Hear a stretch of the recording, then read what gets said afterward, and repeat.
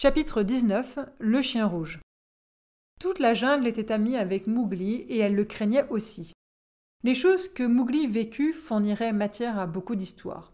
Mowgli combattit Jackala le crocodile toute une nuit dans les marais. Il sauva Hati d'une fosse et le jour suivant, il tomba lui-même dans une trappe à léopard, d'où Hati le sortit. Puis, Perlou et Merlouv moururent. Mowgli roula une grosse pierre contre l'entrée de la caverne et pleura sur eux le chant de mort.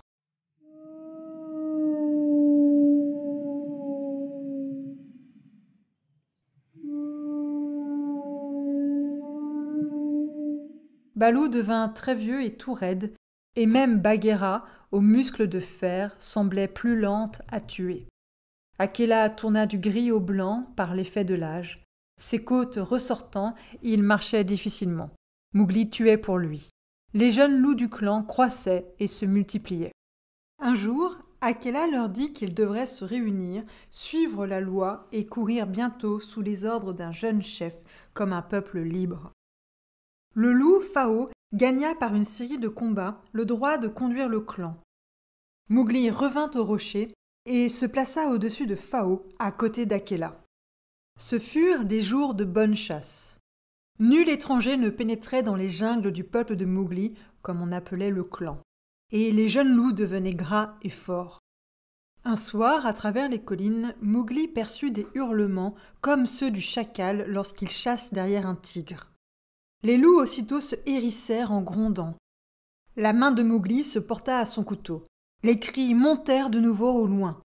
Mowgli partit vers le rocher, rejoignant sur sa route les loups du clan. Phao et Akela siégeaient ensemble au rocher. Tout à coup, s'éleva l'appel désespéré d'un loup. Il n'était pas du clan. Un loup décharné, les flancs blessés, se jeta au milieu de l'assemblée et vint se coucher aux pieds de Mowgli. « Qui es-tu ? Qui est ton chef ?» demanda Phao. « Je suis Won-Tolla, » répondit le loup blessé. Il révéla ainsi qu'il était un solitaire, car Won-Tolla signifie « sans clan ». Il reprit en haletant. « Le dol du Décan, le chien rouge le tueur, le chien rouge et ses chasseurs, des chiens lourds et forts, remontent du sud en tuant tout sur leur passage. Ils ont tué toute ma famille. »« Mange, lui dit Akela en se levant.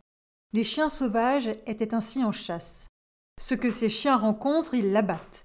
Quoiqu'ils ne soient pas aussi gros et rusés que les loups, ils sont très forts et très nombreux. « Peuple libre !» s'écria Mowgli. « Doit-on aller au nord, vivre de lézards et de rats, de peur de croiser le dôle ? Ce ne sont que des chiens !»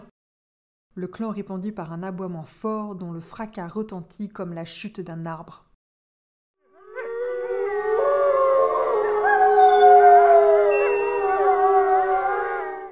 « Mais c'est la mort !» s'écria Won-Tolla.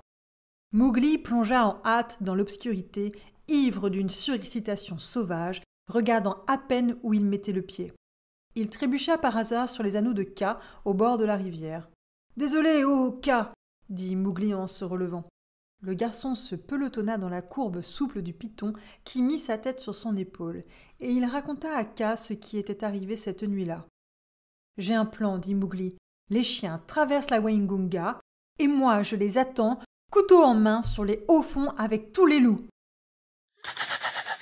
« Oui, le dol ne fait jamais demi-tour, dit le sage Kaa.